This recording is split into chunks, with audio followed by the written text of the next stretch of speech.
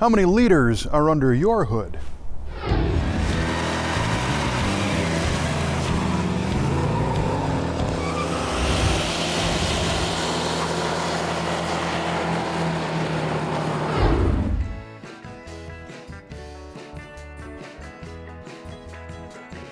By 1967, the baby boomers were starting to have families of their own, and big, full-size cars like Ford Galaxies were flying off showroom floors by the hundreds of thousands.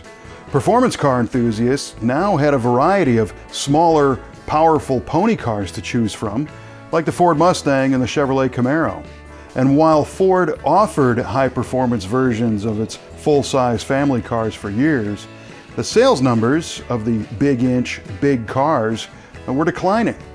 Our 67 Galaxie 500 XL is fitted with the 7-liter sports package and hides a legendary V8 under the hood, and is one of only a handful and a half ever built this way.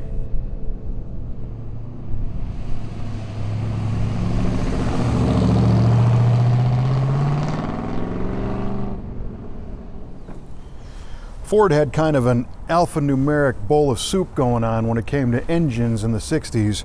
The 427, the 428, the 429, and in 66 they actually went metric and called this the 7-liter. Well, don't be fooled. Our 67 7-liter still has an R code 427 under the hood. The 7-liter sport package started with the 345 horsepower 428 cubic inch V8 as the cornerstone, available with an automatic or a 4-speed manual transmission. However, this is just one of 8 ever built with the R code 427, a 425 horsepower specially built power plant that sucked air and gas through 2 4-barrel carburetors, smashed the mixture in high compression cylinder heads, and blew out the smoke through header-like cast iron manifolds.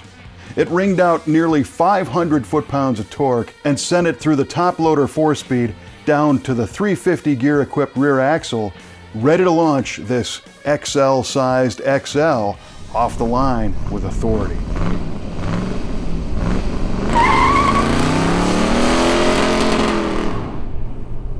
Big cars like this 67 Galaxie can be great fun, especially when they're equipped with the high-power 427 4-speed driveline. They surprised a lot of competitors on the street, and they're big enough to allow you to bring your crew along for the fun. But like always, the driver usually got stuck for the gas.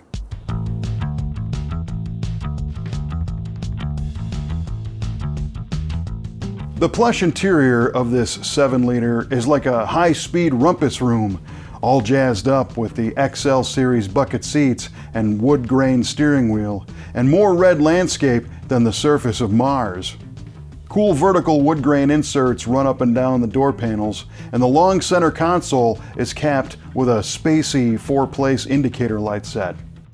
There are surprisingly few gauges, but the curious speed red line still graces the speedometer.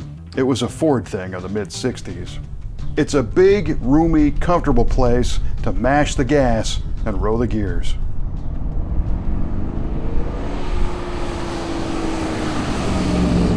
The long, sleek lines of this swingin' 60s Luxo cruiser are highlighted by the fastback rear design and how everything else seems to kind of lean forward, suggesting speed and power. 7-liters rolled on wider steel wheels with mag-style caps snapped in place, and front disc brakes have the unenviable task of stopping this big ride. Redline tires accent the bright red paint.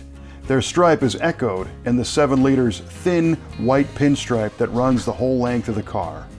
And there were a few exterior badges, but nothing blatantly obvious like a billboard stripe to warn the others of a 427 lurking in their midst.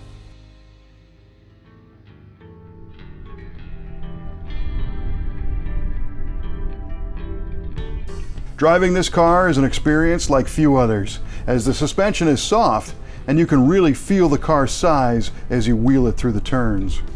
Lifting the clutch and stomping the gas creates a fore and aft rocking as the Super 7 squats under the torque, and you better have a clear road ahead because this car is gonna own it.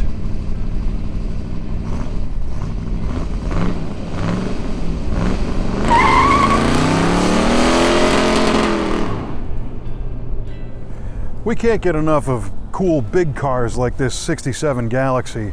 To me, it just screams road trip. Even just a quarter-mile road trip. Heck, the car's a quarter-mile long. If you like this kind of stuff, we invite you to subscribe because the Brothers Collection is full of all kinds of different muscle cars, and we share them with you each week here on Muscle Car of the Week. See you next time.